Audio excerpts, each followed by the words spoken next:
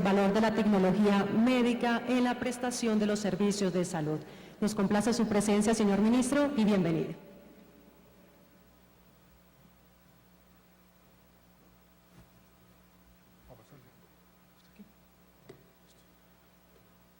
Bueno, muy buenos días a todos. Complacido de estar aquí y compartir con ustedes algunas reflexiones sobre el futuro de nuestro sistema de salud. Voy a tratar de organizar mi presentación en tres partes. Primero, vamos a hacer una especie de diagnóstico, si se quiere, de punto de partida. Después voy a señalar algunos de los retos del sistema de salud hacia adelante y plantear de manera clara los objetivos que vamos a incorporar en el próximo Plan Nacional de Desarrollo.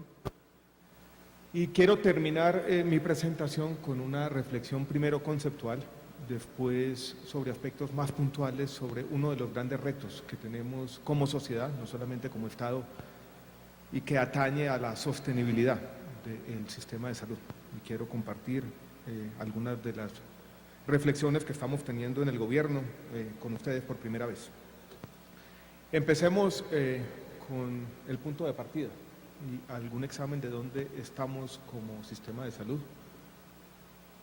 Para los expositores internacionales que nos acompañan, yo creo que uno podría describir la situación del sistema de salud en Colombia como paradójica, si se quiere. Si uno mira las tres variables que se utilizan para medir los desempeños de los sistemas de salud en todo el mundo, que no son otras que las que tienen que ver con la protección financiera, los avances en el aseguramiento, aquellas que tienen que ver o que atañen o que conciernen a los resultados en salud y aquellas que tienen que ver con la satisfacción subjetiva de los ciudadanos con el sistema, nos encontramos en general con buenas noticias. Empecemos con los avances en el aseguramiento que ustedes conocen. Esto va a sonar un poco reiterativo, pero yo creo que algunas de estas cosas vale la pena repetirlas una y otra vez para tratar de resolver o salir de esta paradoja. Los avances de Colombia son importantes. Yo diría que en el contexto regional, en el contexto latinoamericano, incluso en el contexto de los países en desarrollo son notables. Colombia ha avanzado decididamente hasta casi asegurar la totalidad de su población. Tenemos una cobertura del 96-97%. Una cobertura que ha avanzado en dos dimensiones, para utilizar un lenguaje a veces intrincado de los economistas, en el margen extensivo, en el sentido de que tenemos más gente cubierta, pero también en un margen intensivo, y es que la cobertura cada vez es más sustancial, porque se han venido actualizando y ampliando los planes de beneficio, y además se igualaron los planes de beneficio entre nuestros dos regímenes. El régimen que cubre a los trabajadores formales, el régimen que cubre a los trabajadores formales y aquel que cubre a los trabajadores informales. Hoy tenemos un mismo plan de beneficios para el régimen subsidiado y el régimen contributivo. Eso no se da en México, por ejemplo, por decir cualquier, o por traer a cuento cualquier ejemplo. Si ustedes comparan la cobertura que ofrece el Instituto Mexicano de los Seguros Sociales, el equivalente a nuestro régimen contributivo con aquella del Seguro Popular, se dan cuenta que todavía existe una brecha muy grande. En Colombia ya estamos 10 años adelante. Y se hizo un esfuerzo, lo hicimos como sociedad, en igualar esos planes de beneficio, por lo menos teóricamente. Nos falta solo un pequeño paso, que vamos a dar años 2015 y 2016, y es la igualación completa de las primas, de las unidades de pago por capitación en los regímenes subsidiado y contributivo. Hoy la prima pura del subsidiado es 91% del régimen contributivo y tenemos que avanzar decididamente. Así nos ha llamado la atención la Corte Constitucional para terminar esa igualación de las primas, ya que los planes de beneficios son iguales. Comencé diciendo que la protección financiera esa es una de esas variables claves a la hora de medir el desempeño de los sistemas de salud. Yo quisiera llamarle la atención sobre este dato. Seguramente algunos de ustedes nos lo han oído una y otra vez, pero yo creo que es importante llamar la atención sobre cómo el gasto de bolsillo como porcentaje del gasto total en salud es menor en Colombia que en cualquier otro país en desarrollo. Y esto lo que significa, señoras y señores, es protección financiera. Mire cómo ha avanzado. El gasto de bolsillo representaba, por allá en los albores de la elección del año 93, el 45% del gasto total en salud. Hoy representa menos del 15%. Nuestra última proyección habla del 14,4%. Esto significa protección financiera para la mayoría de los hogares colombianos y ha traído consigo una realidad que uno podría describir como una realidad sociológica. y es que la disponibilidad a pagar en salud del propio bolsillo en Colombia es muy baja. Yo diría más baja que en cualquier otro país. Esto significa también, entre otras cosas, que la salud la paga la sociedad entera, con recursos fiscales y parafiscales. Y eso implica de parte de todos una responsabilidad que va más allá de la responsabilidad que tenemos con el cuidado de cada paciente en particular, y es la responsabilidad de trabajar con los recursos que hay, entre 600 y 700 dólares al año por habitante, que todavía si nos comparamos con los países desarrollados es muy poco. Estados Unidos, ustedes lo saben, gasta 8.000 dólares por habitante, España, por decir cualquier cosa, gasta 3.000. Este es un avance innegable de nuestra sociedad. Un avance que está inmerso en un sistema que tiene una característica que vale la pena señalar y que no siempre se señala en los debates públicos, y es que es un sistema que es muy solidario o equitativo en el financiamiento. Así lo señaló en su momento la Organización Mundial de la Salud en el año 2000-2001 cuando hace la comparación de sistemas de salud. Cuando una persona de clase media alta, habitante de una ciudad colombiana, cotiza a la salud, tiene que darse cuenta que están pasando dos cosas. Está pagando por su salud, pero está también pagando por la salud de aquellos que ganan, por ejemplo, un salario mínimo. Y eso es importante que lo tengamos todos en cuenta y muchas veces no se tiene en cuenta en las discusiones y los debates públicos que tenemos de nuestro sistema de salud. Aquí pues hay un primer logro que yo quisiera señalar: protección financiera para la gran mayoría de los habitantes del país. Protección financiera que se refleja o puede medirse de esta manera, con un gasto de bolsillo que es muy bajo, vuelvo y repito, quizás el más bajo de todos los países en desarrollo. Las discusiones públicas también muchas veces han dicho, y yo creo que de manera injusta, hace poco tuvimos un debate en el Congreso de la República, yo utilicé tal vez una expresión dura, pero yo hablé que en los debates sobre el sistema de salud muchas veces se ha actuado con deshonestidad intelectual. Eso quiere decir que muchas veces cuando se examinan los resultados desde una perspectiva de mediano plazo se escogen los malos resultados y se ignoran de manera deliberada los buenos resultados. En el área de salud pública el país ha venido avanzando. Nuestros indicadores de salud pública, desde la esperanza de vida al nacer, desde la mortalidad infantil, han progresado como han progresado en muchos de los países en desarrollo, eso hay que decirlo. Existe una suerte de convergencia social. Esto es, los indicadores sociales comienzan a parecerse a los indicadores del mundo en desarrollo, a pesar que los indicadores económicos no se parecen o no convergen a la misma velocidad. Ahí ha estado Colombia. Pero, por ejemplo, vale la pena señalar que la progresión de la esperanza de vida al nacer en Colombia ha sido más rápida que la del promedio de América Latina, a pesar de nuestro conflicto armado. Y eso no se dice. No se señala también muchas veces en el debate público que hay logros puntuales de salud pública que vale la pena señalar. Por ejemplo, hace 6 meses aproximadamente la Organización Panamericana de la Salud nos dijo: ustedes son el primer país del continente americano en erradicar de manera completa el sarampión, la rubeola y rubeola congénita. Nuestros logros en el área de vacunación: tenemos probablemente el programa ampliado de inmunizaciones más amplio y completo de América Latina. Y muchas veces también, paradójicamente, para señalar la misma paradoja, programas de salud pública pensados en la próxima generación, como la vacunación contra el virus del papiloma humano. Me gusta decir que la mediana de las niñas vacunadas está entre los 13 y los 14 años, la mediana de la mujer que sufre cáncer de cuello uterino son los 40, 45 años, 25 años adelante. Es una de esas pocas políticas públicas que piensa efectivamente en la próxima generación. Y ustedes miren que lo que hemos tenido son críticas por eventos puntuales que ya lo sabemos, y así lo muestra el último informe del Instituto Nacional de la Salud, nada tiene que ver con la vacunación. Entonces quisiera señalar estos puntos. No solamente avances en protección financiera, sino avances en salud pública, a pesar de los problemas, y a pesar de un problema que quiero señalar más adelante, y es que nuestro país sigue siendo un país heterogéneo, con grandes diferencias entre regiones, y por decir cualquier cosa, en mortalidad materna las tasas son 4 o 5 veces más altas en el Chocó que en la ciudad de Bogotá. Pero la visión panorámica nos muestra que los avances son innegables, importantes, y algo de lo que nos deberíamos sentir orgullosos.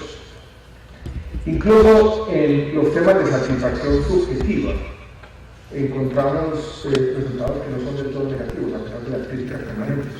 Estos son datos de las encuestas de calidad de vida que muestran que el porcentaje de personas que consideran que su estado de salud es bueno o muy bueno ha venido aumentando en algunos puntos porcentuales, a pesar de todos los problemas del sistema de salud y a pesar de las noticias selectivamente malas que nos presentan los medios de comunicación todas las semanas. Cuando se le pregunta a un colombiano promedio si las cosas en salud están mejorando o empeorando, la gran mayoría de la gente tiende a ser negativa.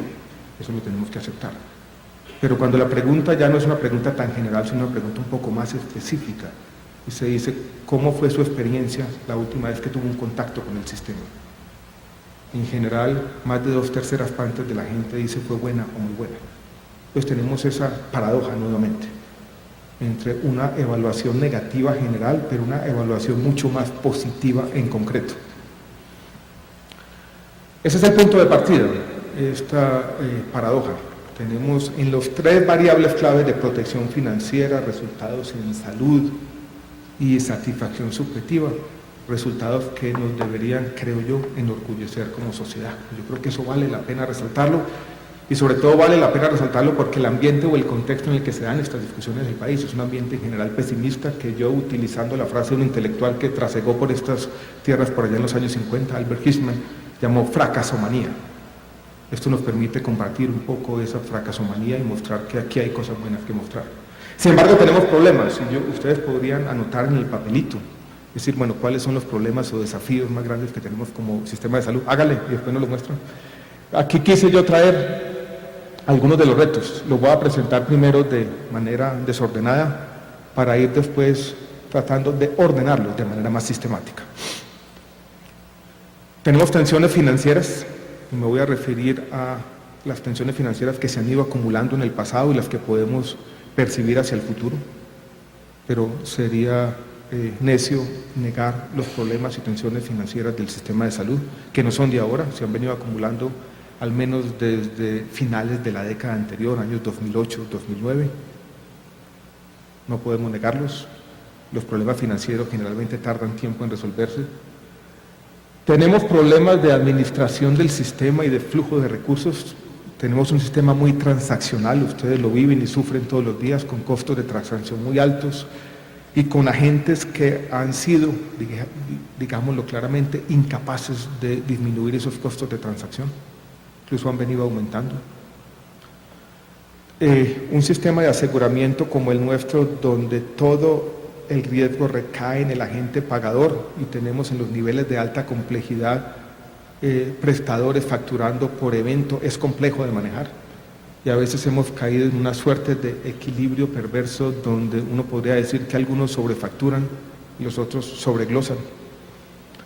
Y ahí estamos, hay un equilibrio complejo que requiere disminuir esos costos de transacción y que del Estado se estandaricen ciertos procesos para que los recursos fluyan de una mejor manera. Ya lo había mencionado, pero tenemos unas grandes desigualdades regionales. Es un problema típico de muchos países latinoamericanos. Hace algunos años, 10 a 11 años, trabajé en el Banco Interamericano de Desarrollo y tuve la oportunidad de editar un libro sobre geografía económica, que tenía un capítulo por cada país. Todos los capítulos de todos los países empezaban de la misma manera, mostrando las grandes desigualdades regionales que existen en América Latina. Una cosa es Lima y otra cosa es la sierra o la jungla peruana, una cosa es Santiago y otras cosas cuando uno comienza a ir al sur. Pero en Colombia, por nuestra geografía un poco endemoniada, esas desigualdades regionales son quizás más grandes que incluso en los otros países de América Latina. Ahí tenemos mucho que avanzar. Puse el caso de Chocó de Bogotá, casi un lugar común, pero vale la pena poner el dedo en esa llaga. Tenemos grandes retos de implementación de nuestras políticas inter y multisectoriales, que están bien consignadas y sistematizadas en el Plan Nacional de Salud Pública, pero tenemos el reto de pasar de los planes nacionales y territoriales a la acción. Esas políticas intersectoriales, estos temas de agua potable, de vivienda, los temas ambientales que muchas veces importan más sobre los resultados en salud que el mismo funcionamiento del sistema, dijéramos, son fundamentales y ahí tenemos grandes retos. Tenemos un gran reto con el funcionamiento de nuestros hospitales públicos, Y yo quiero insistir en un asunto fundamental: tenemos que trabajar entre todos en recuperar la confianza y la legitimidad, en un doble sentido: confianza entre los distintos agentes del sistema y la legitimidad, la forma como los colombianos perciben el sistema de salud. Los logros que mencioné al comienzo, si ustedes van a una reunión no de expertos, sino donde esté un colombiano del común y ustedes presentan un diagnóstico, creo yo, objetivo sobre lo que ha ocurrido en el sistema de salud, mostrando los avances en aseguramiento, en resultados en salud, incluso en satisfacción subjetiva, la gente va a percibir ese análisis con escepticismo. Incluso muchos juzgarán a quien lo dice como esa persona está siendo casi cínica. ¿Por qué? Porque el sistema fue perdiendo en el camino la legitimidad. Yo creo que una labor que tenemos como sociedad en conjunto es recuperar esa legitimidad. La historia común de un colombiano que se levanta por la mañana y encuentra alguna barrera de acceso para acceder al sistema, la forma como él racionaliza esos problemas es de una sola manera. Él dice: no me están atendiendo bien, o yo no estoy teniendo el servicio que deseo, es porque aquí se están robando la plata. Y esa es una caricatura. Aquí, dijéramos, hay una superposición de problemas que han sido simplificados de esa manera, y empezar a hacer una pedagogía que tenga en cuenta la complejidad de los problemas que hemos tenido también es fundamental. Dados estos problemas, hemos tratado en el contexto de ese Plan Nacional de Desarrollo que estamos escribiendo, y esto todavía es preliminar, de delinear una serie de objetivos generales que nos van a permitir organizar lo que hacemos y tener un discurso coherente que englobe las diferentes acciones del gobierno y que de alguna manera transmita un mensaje claro sobre lo que queremos hacer. Y hemos planteado entonces estos 4 objetivos. Mire que de manera deliberada queremos que los objetivos más instrumentales estén aquí abajo y los objetivos que más le peguen a la gente estén arriba. Que podríamos hablar de plata de primero. Podríamos decir el objetivo fundamental es garantizar la sostenibilidad hacia adelante y resolver los problemas financieros del pasado. Pero ese es un objetivo que no es intrínseco, es instrumental. Lo intrínseco está aquí, en aumentar el acceso efectivo, en disminuir algunas de esas desigualdades que también tenemos en el acceso. No es lo mismo vivir en Bogotá que vivir en San Felipe, Guainía. No es lo mismo estar en el régimen contributivo e ir a un centro de atención primaria de una EPS del régimen contributivo que vivir en Boyacá, e ir para su atención primaria a un hospital público con su baja capacidad resolutiva. Esas brechas las tenemos que ir disminuyendo y también tenemos que ir mejorando la calidad en la atención, calidad que incluye también la oportunidad. Ya me he referido varias veces a esas brechas en resultados en salud. Tiene que ser un objetivo como sociedad. Es la tarea ardua del desarrollo, ir disminuyendo, no solamente en el tema de salud, sino en otras áreas que le interesan a la gente, las brechas territoriales entre grupos poblacionales. Ya lo dije y lo reitero, tenemos que ir recuperando la confianza y la legitimidad. Lo anunciamos de manera un poco tímida hace aproximadamente 2 o 3 semanas, pero queremos revivir una figura como la que existió con anterioridad al año 2007, el Consejo Nacional de Seguridad Social y Salud, un ámbito donde podamos conversar estructuradamente sobre estos desafíos sectoriales, donde podamos sentarnos todos a conversar, donde podamos practicar lo que alguien llamó una doble empatía, que cada uno se ponga en el zapato del otro y que de alguna manera no se reduzca la complejidad de los problemas como se reduce cuando uno tiene simplemente la perspectiva propia para unos problemas que son complejos y que si no se han resuelto plenamente es porque hay una complejidad inherente, sobre todo en los temas de sostenibilidad. Y es fundamental hacia el futuro garantizar esa sostenibilidad financiera. Quiero que pensemos un poquito entonces en los temas de sostenibilidad. Ya les voy a hablar de las medidas, pero quiero hacer un pequeño diagnóstico tanto de los problemas de sostenibilidad o financieros que tenemos hoy en día, como sobre los problemas que podemos enfrentar hacia el futuro. Si uno trata de identificar las causas que nos llevaron a algunos de los problemas financieros que tenemos en el sistema de salud, yo creo que uno podría de manera general decir lo siguiente: en el fondo lo que hemos tenido como sociedad es casi un contrato social incoherente. La sociedad demandaba unas cosas, pero la misma sociedad no pareció dispuesta a pagar por lo que estaba demandando. ¿Qué fue lo que nos pasó desde el año 2007-2008? Primero, hubo un crecimiento muy alto en la cobertura. Ese crecimiento estuvo basado en unas promesas de esfuerzo propio territorial que nunca se cumplieron. Y ahí, por allá en los años 2006-2007, se comenzaron a acumular unas deudas de las entidades territoriales con algunos de los pagadores y aguas abajo en la cadena de los pagadores con prestadores, sobre todo con los prestadores públicos. Después, coincidiendo con la sentencia T-760 en el año 2008, vino la explosión del no-pos. La explosión del no-pos ocurre porque yo creo que los incentivos se alinearon de manera incorrecta para girar en contra del sistema. Y ahí lo que ocurrió fue que empezamos a gastar más de lo que teníamos. Y en algún momento el fondo público dijo: yo ya no puedo sostener esto. Y se declara la emergencia social por allá a finales del año 2009, comienzos del año 2010, como una manifestación evidente de que aquí había cierta incoherencia, o las fuentes y los usos no estaban siendo compatibles. Y ahí también se acumularon unas deudas grandes del pagador estatal del régimen contributivo, del FOSIGA, con los pagadores o las empresas aseguradoras o las EPS, y aguas abajo con algunos de los prestadores. Las dos cosas se superpusieron. Más adelante igualamos los planes de beneficio y la UPC del subsidiado se mantuvo a un nivel muy bajo. Yo creo que eso también hay que reconocerlo cándidamente. Y eso hizo que en el año 2011-2012 tuviéramos una crisis grande en el régimen subsidiado que se tradujo en lo mismo, en más deudas y en un deterioro patrimonial de muchos de los agentes pagadores.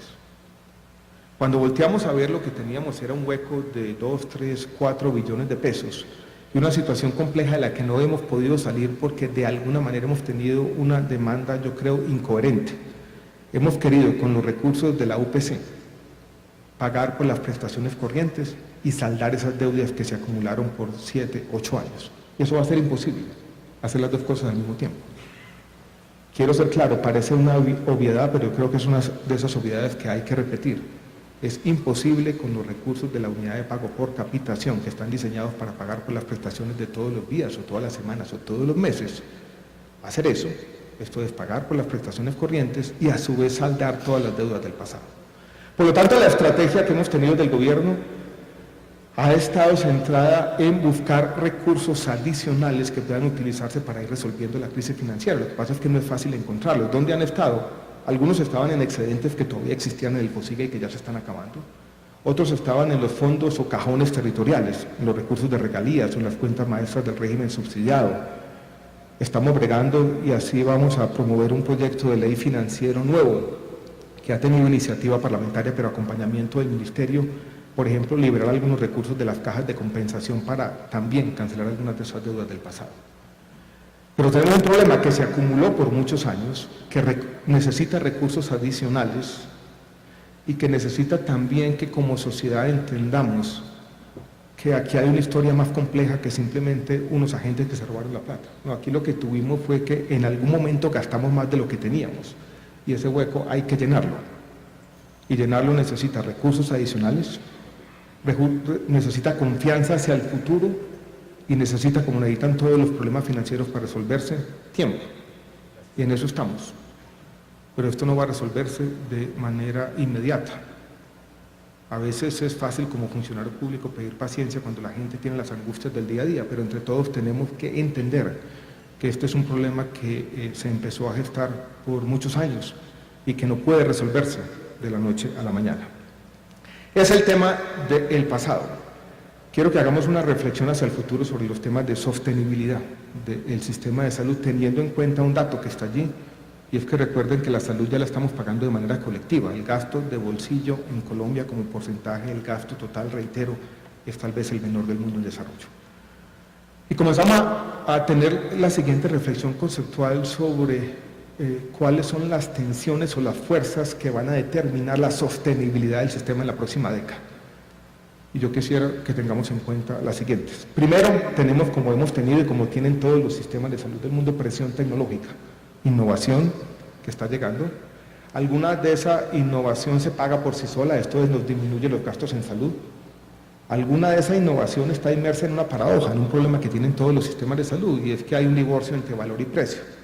Esto cuesta mucho, pero no siempre agrega mucho valor. Y eso necesita cierta capacidad de discernimiento en los sistemas tan públicos como el nuestro. Pero vamos a tener presión tecnológica.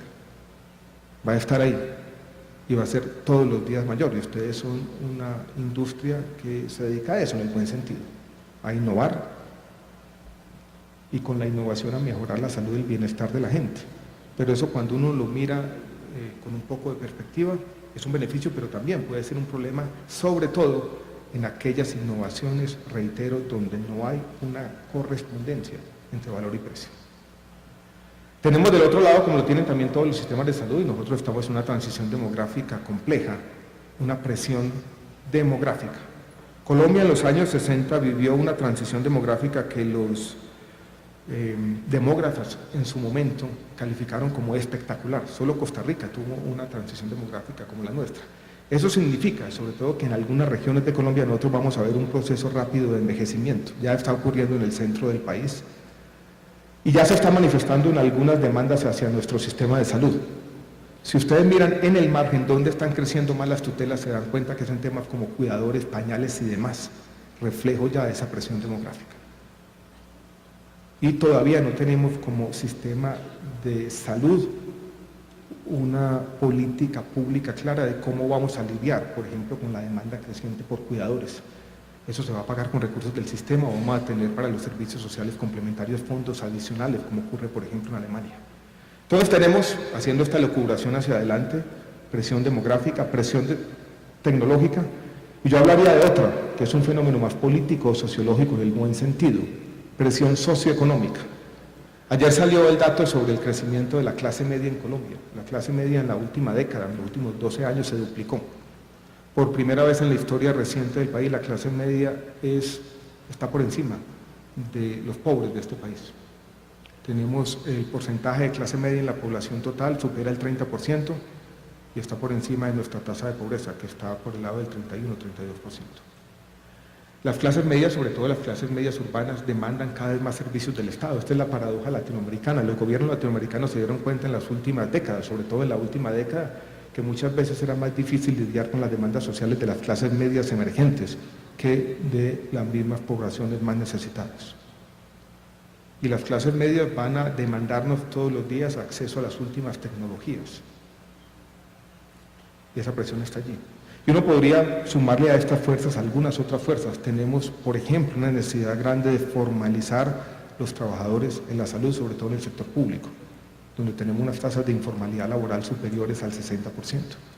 Y tenemos, si ustedes hablan con cualquier prestador, lo primero que va a hacer es levantar la mano y decir, yo estoy trabajando con tarifas que eran las mismas de hace 10 años. ¿Cuándo las van a subir? Hay una expectativa por muchos de los prestadores en Colombia por un aumento sistemático de las tarifas. No quise ser exhaustivo, pero tenemos 5 fuerzas desde la presión tecnológica, nuevas tecnologías que van a llegar, las demandas que vienen del envejecimiento de la población, las demandas que vienen del enriquecimiento de la población, la deuda histórica con la informalidad laboral o con superar esa informalidad laboral y la misma necesidad de aumentar las tarifas para ciertos servicios básicos en los prestadores, demandas de mayor gasto. ¿Quién va a pagar por eso? ¿De dónde van a venir los nuevos ingresos para, de alguna manera, poder pagar con estas mayores presiones de gasto? Que si uno trata de cuantificarlas, podría decir que en los últimos 5 años esto va a costar 1 punto del PIB, de pronto un poco más. Solo tenemos 2 fuentes para pagar por ese mayor punto del PIB. Presionando los presupuestos públicos, esto es aumentando el gasto público en salud, y la otra es aumentando el gasto bolsillo. Yo se los digo de manera clara y sincera, las dos son difíciles. La segunda, el aumento del gasto bolsillo es complejo porque existe, ya lo dije, una realidad sociológica y es una muy baja disponibilidad a pagar. Por decir cualquier cosa, el número de contratos de medicina prepagada en Colombia no ha crecido en los últimos años, ha crecido de manera muy lenta, casi imperceptible, por muchas razones. Y segundo, lo vivimos ahora en la discusión del presupuesto general de la Nación para el año 2015, no es fácil seguir presionando los presupuestos públicos porque el gasto público en salud ha crecido y además hay competencia con otros sectores. Colombia quiere superar el atraso en infraestructura, Colombia está inmerso desde ya en un proceso complejo de posconflicto, tenemos grandes necesidades en otros sectores como el sector educativo, y no podemos pretender que en ese ambiente o en esa competencia sana sectorial la salud va a tener una tajada mucho más grande de la que ha tenido históricamente en los últimos años.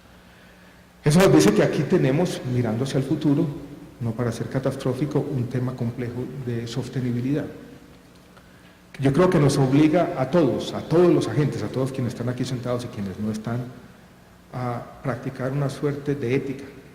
Y es que tenemos que todos ser capaces de trabajar con lo que tenemos, con lo que hay, con los 600 o 700 dólares al año por habitante, con ser más eficientes, con utilizar los recursos de la mejor manera, con darnos cuenta que, por ejemplo, girando contra el no post, lo que estamos es generando un problema hacia adelante que se va a devolver contra todos.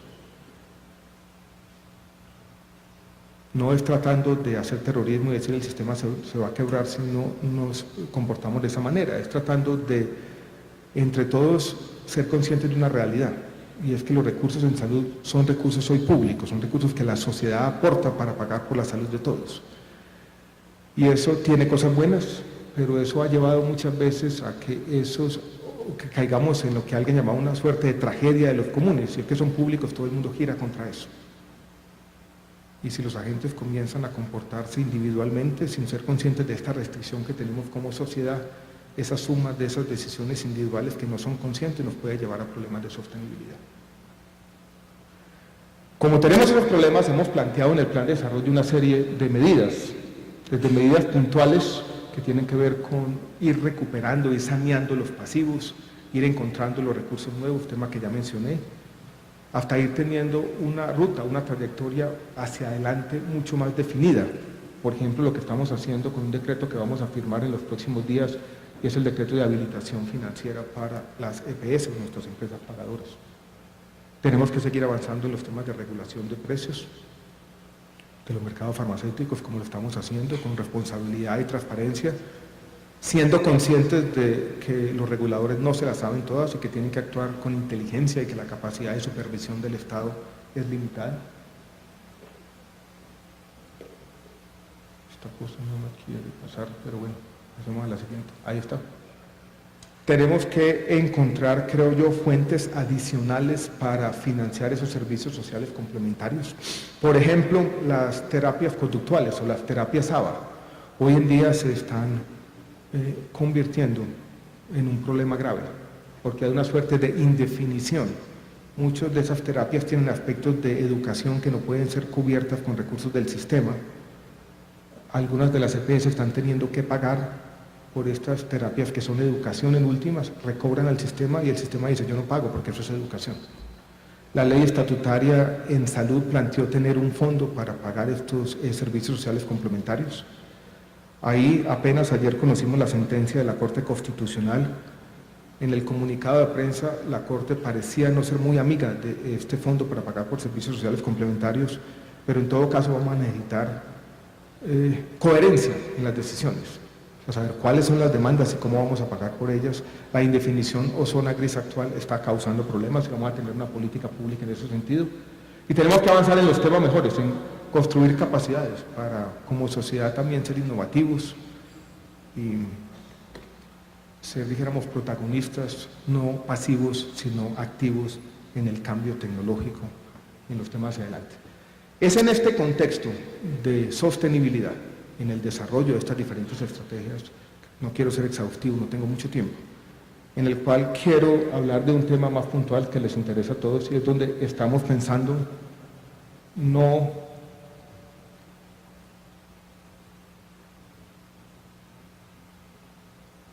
vamos a ver, ahí Carolina, pase ahí la presentación. Estamos pensando no regular de entrada, pero sí hacer una observación de los mercados de dispositivos, con la idea de que algunas de las medidas, creo yo, exitosas que hemos implementado en los mercados de medicamentos, podamos en algunos casos puntuales, y cuando yo amerite, yo siempre soy escéptico cuando el Estado empieza a regularlo todo y empieza a reemplazar los mercados, pero hay en algunos casos donde la acción estatal se necesita. Y es en ese contexto que hemos puesto en práctica un proyecto piloto de observación de un mercado de dispositivos para, entre todos, y teniendo un diálogo franco con la industria, aprender y entender lo que está ocurriendo y, si se quiere, derribar ciertos mitos o ciertas cosas, dijéramos, que se han dicho, y tratar de tener, quiero decirlo de esta manera, una conversación más inteligente con la industria. Entonces, ¿qué hicimos? Para este piloto seleccionamos un mercado particular, interesante, el mercado de los stents, tanto convencionales como medicados. ¿Por qué ese mercado? Aquí hay una serie de razones. No es una decisión arbitraria, aunque tiene un grado de arbitrariedad. Es un tema importante de salud pública. Las enfermedades coronarias no son irrelevantes desde el punto de vista de salud pública, ni mucho menos. Hay una alta frecuencia de uso. Es un dispositivo bastante recobrado. El sistema se gasta un poco más de 20.000 millones de pesos en estos dispositivos. Encontramos en un primer análisis una gran dispersión en los precios que nos llama la atención y que puede sugerir de entrada, yo soy economista, una falla de mercado. Falla de mercado que se deriva no del poder monopólico, pero sí de problemas de información. Y cuando hay fallas de mercado, eso ameritaría en principio, y la carga de la prueba está en quien quiere regular, en eso soy claro, pero ameritaría algún tipo de intervención. Y tenemos, eso siempre es importante, alguna disponibilidad de información. Y quiero compartir con ustedes algunos de los datos que estamos conociendo para observar por ahora, no estamos hablando de regulación de este mercado. Tenemos en Colombia, ustedes lo saben, más que yo, 66 registros sanitarios asociados a stent coronarios, 19 para convencionales, 15 para medicados. Hay varias presentaciones, ya lo dije, tenemos recobros por 20.000 millones de pesos, que son recobros que se asimilan a algunos de esos de nuestros medicamentos más recobrados. Aquí está este biotecnológico, el Eculizumab. El medicamento más recobrado año 2012-2013, antes de que lo incorporáramos en el plan de beneficio. Yo me acuerdo que era Humira, Adalimumab. Nos gastábamos 60.000 millones de pesos en ese medicamento. Aquí estamos hablando de 20.000, para que tengan una idea de los órdenes de magnitud. Les voy a mostrar los datos. Estos son un histograma de los precios de los stent convencionales. Precio promedio de 2,5 millones de pesos, y miren esa gran dispersión en los precios. Estos son la base de datos es la base de datos de suficiencia, lo que nos llamamos el observatorio, o sea, son las cifras reportadas por las empresas pagadoras OPS. Para los medicados, podemos pasar a la siguiente. Tenemos 4 millones de precio promedio y una dispersión que ustedes pueden ver allí. Puede haber algunos outliers que se deriven de mala información, pero en todo caso claramente tenemos una dispersión grande de precios. Quisimos hacer, porque así lo hemos hecho en medicamentos, no porque vamos a regularlo de esa manera inmediatamente, pero quisimos hacer algún tipo de comparación internacional. Se nos había dicho en su momento que era difícil hacer referenciación de precios internacional con algunos de estos dispositivos, pero encontramos algunas bases de datos públicas y de buena calidad para estos países. 14, en medicamentos tenemos 17 países de referencia. Y estos son algunos de los resultados de dónde está Colombia en esa comparación, en esa referenciación de precios internacional. En los stent medicados estamos en la mitad, con precios inferiores a los de Chile y Uruguay, a los de Brasil y Australia, pero inferiores a los de algunos países que compran centralizadamente. Pasemos a los convencionales, donde aparentemente tenemos sí precios altos. Todo esto es un trabajo que tenemos que hacer de refinamiento de la información, y como los hemos hecho en el medicamento, todo el trabajo se hace en un entendimiento y casi que en un diálogo sobre cada dato, cada fuente de información, para hacerlo, dijéramos, de la manera más transparente. Pero uno tiene entonces comparaciones internacionales que nos muestran cómo están ustedes y alguna información preliminar, como siempre, que muestra una gran dispersión en los precios. Dado eso, hemos planteado, y yo creo que esto le fue presentado a algunos de ustedes recientemente, una metodología, una ruta de trabajo, un cronograma para esta prueba piloto que queremos que se traduzca más adelante en una política pública seria, como ha sido la política pública de precios de medicamentos. La política empieza por refinar las bases de datos. Aquí hay una de las preguntas fundamentales y complejas que involucra aspectos técnicos y económicos, y es cómo vamos a definir los mercados relevantes donde tenemos opiniones diversas. Por ejemplo, algunos miembros de la industria dicen que cada dispositivo es un mercado en sí mismo. Yo como economista soy un poco escéptico a eso. Tenía un profesor de economía que me decía por allá, cuando yo estaba terminando mi maestría, en el fondo todos los bienes son sustitutos. Un huevo es un huevo. Después va a decir que este huevo viene de la gallina ponedora, que esto es así, pero en el fondo hay un grado de sustituibilidad en muchas de las cosas, pero esto es una pregunta, dijéramos, interesante sobre los mercados relevantes, la referenciación de precios, la definición de una metodología de observación o si así se amerita de regulación, y después un acto administrativo, una circular de la Comisión Nacional de Precios de Medicamentos y Dispositivos que plantee de manera clara, precisa. Yo no podría decir consensuada, porque en el fondo la carga del diseño de la política pública está en nosotros, pero sí dialogada y de manera legítima y transparente, si así se amerita, una regulación de precios de dispositivos. Diseñada primero en el contexto de este piloto. Yo creo que hay algunos mensajes que han surgido desde ya de este ejercicio en el que llevamos semanas, 2 meses largos, y mensajes que quisiera, dijéramos, transmitirlos a ustedes y que son, dijéramos, interesantes y que marcan alguna ruta hacia adelante de cómo vamos a trabajar juntos en ese cronograma. Primer mensaje importante, yo creo que tenemos que empezar ustedes y nosotros, a aprender de las experiencias internacionales. En los temas de regulación de precios de medicamentos no tenemos todavía, como ocurre, por ejemplo, en la regulación financiera, convergencia internacional, donde es muy fácil, donde uno básicamente copia lo que otros están haciendo. Pero sí tenemos experiencias de las que podemos aprender y aprender decididamente, y aquí tenemos algunos países que estamos mirando con curiosidad, como lo deben mirar ustedes.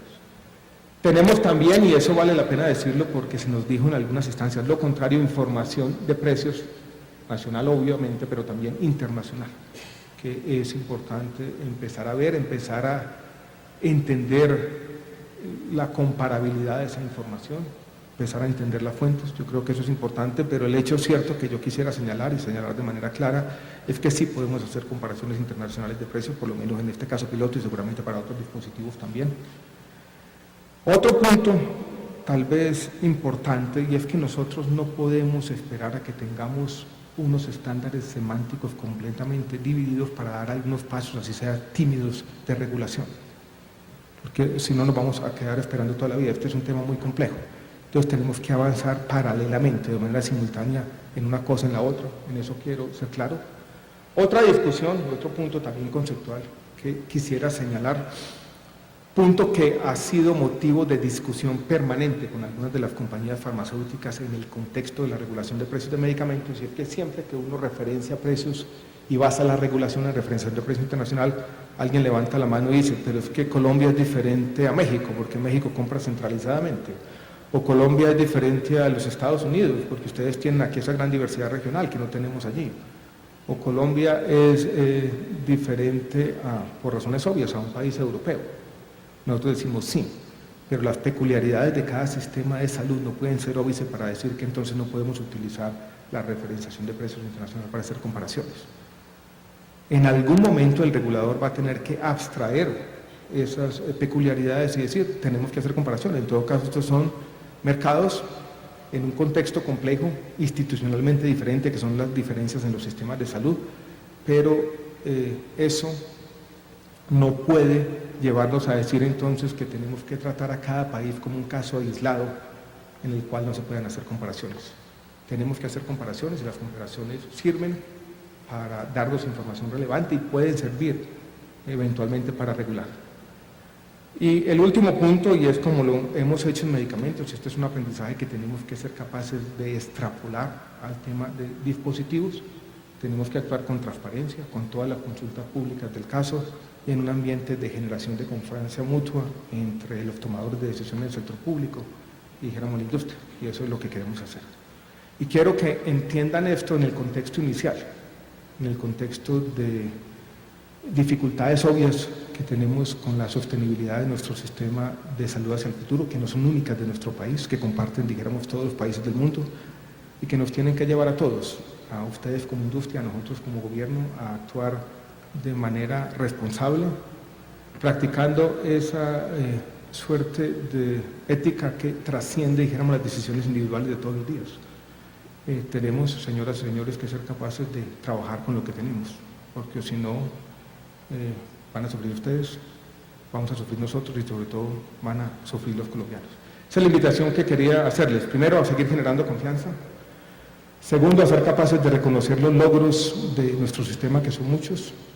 Y tercero, a evadir las simplificaciones, entender las complejidades e invitarlos entre todos a trabajar juntos para consolidar los logros del pasado y poder seguir diciendo hacia el futuro que vamos a tener un sistema de salud que recupera legitimidad y confianza adentro y que siga siendo como lo ha sido a pesar de los problemas. Yo creo que un orgullo para nuestra sociedad y un ejemplo para el mundo en desarrollo. Muchas gracias a todos.